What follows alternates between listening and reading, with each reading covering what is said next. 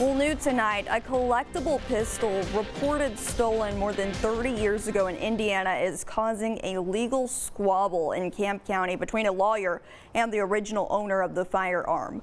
Fox 51's Annabelle Tuggle obtained the court documents and is sorting through this bizarre case, and she shares reaction from both sides.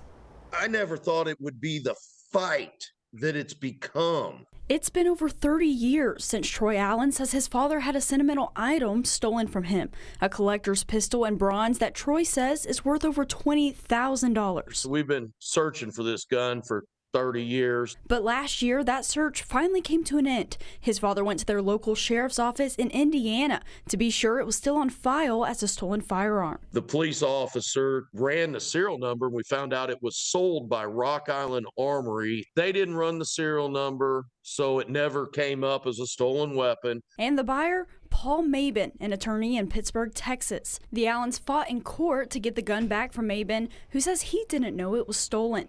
The judge sided in the Allens' favor, and the judgment required Mabin to return the gun by the beginning of September.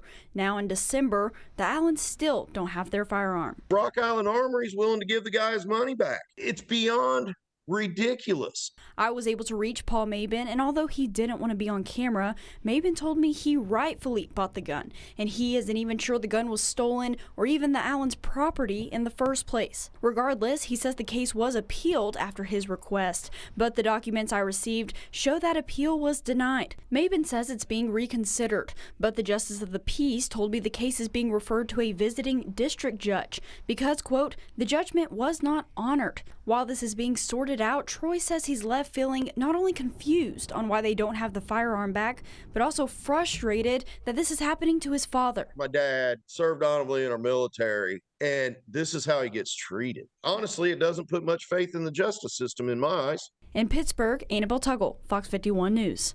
Now, Troy also provided a receipt to us showing his purchase of this pistol along with the incident report for the stolen gun.